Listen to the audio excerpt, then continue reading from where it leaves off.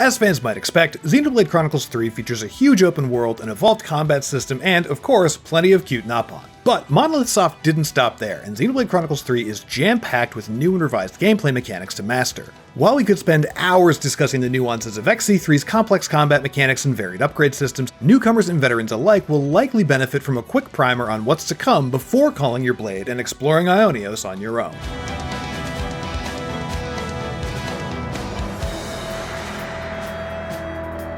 First off, we know this is a tips video, and we've got some really handy ones coming up, but it's worth mentioning that Xenoblade Chronicles 3 features comprehensive tutorials in the form of tips and training drills that can be found in your menu's System tab. While both tabs can provide valuable refreshers about the game's core mechanics, they also often contain tutorials about skills and gameplay elements you might not even have learned yet. If reading the short tips descriptions don't provide enough insight, enter the tip's corresponding training drill to learn it firsthand. All that being said, while the seemingly endless tutorials in Xenoblade Chronicles 3 can be invaluable early on, once you feel comfortable with the combat and exploration, their notifications can quickly become an unpleasant distraction. Thankfully, Monolith Soft has included a setting that allows you to disable several on-screen notifications, including tutorials. To turn off tutorial notifications, open your pause menu and enter the System tab before scrolling down to Options. From there, scroll down to the Notifications tab and turn tutorials off. Any missed tutorials will still be available in the Tips tab, and you won't have to worry about this constant flood of notifications persisting throughout XC3's entire story. While Xenoblade Chronicles 2 notoriously only allowed a single save file, Xenoblade Chronicles 3 provides 5 total save slots. You get 3 manual saves, 1 quick save, and 1 autosave. Despite this upgrade, the save system can be a little tricky to understand at first, so with hundreds of hours of progress on the line, it's best to learn the ins and outs of XC3's save system now so you don't wind up mourning the loss of your precious data later on. Manual and autosave slots work just as you'd likely expect, but the option to initiate a quick save can be difficult to find. To quick save, open your menu and press Y. Just remember that the thing about quick saving is that you will not get a prompt asking if you're sure you want to overwrite a save file. You can also create a handy shortcut to the save function by reassigning your ZL hotkeys. Once you're ready to actually get into the action, you'll want to get used to setting up art combos whenever possible. Arts are what you might normally call skills or abilities, attacks or moves that let you do extra damage or exert control of an area on the battlefield, and they have a cooldown after being used. If you really want to maximize your squad's damage output, you'll need to execute art combos.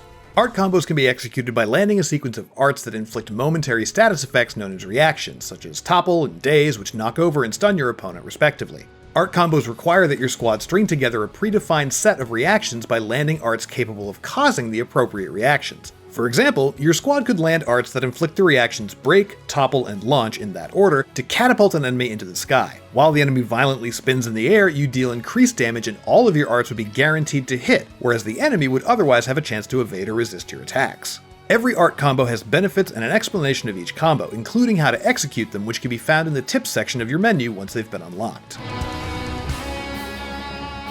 Not to be confused for art combos, chain attacking is a unique combat mechanic that allows party members to take turns performing arts with the goal of accumulating over 100 tactical points to complete a chain order.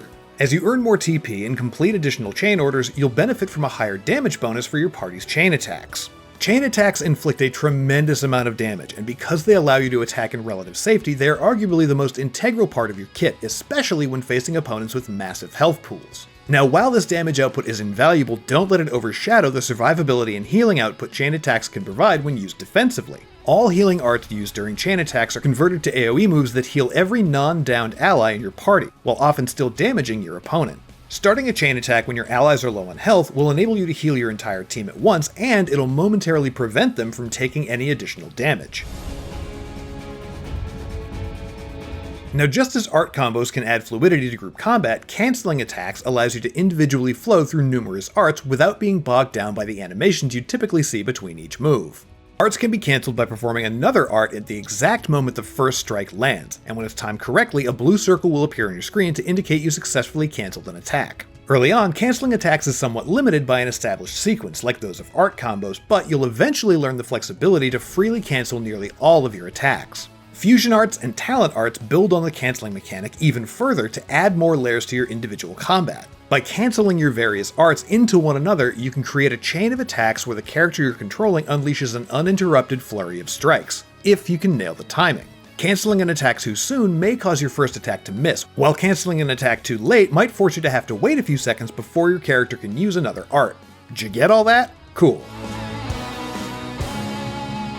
Xenoblade Chronicles 3 features several navigation systems, one of which is a minimap that can be seen on your HUD. This map displays red dots to help you pinpoint your enemies, and it becomes vital when searching for containers and soldier husks since it's the only map where they can be seen. Though the minimap is static by default, you can adjust your display settings to have it rotate alongside you, or to turn the minimap off entirely if you just want to completely lose yourself in Ionios. The most convenient navigation mechanic in Xenoblade Chronicles 3, though, is undoubtedly the show quest route system. Similar to the follow ball that helped you navigate the world of Mira in Xenoblade Chronicles X, this function acts as a GPS that guides you to your current objective. When used, an orange line will appear on the ground to lead you to your following destination, and it automatically recalculates the optimal route to your objective based on your current location.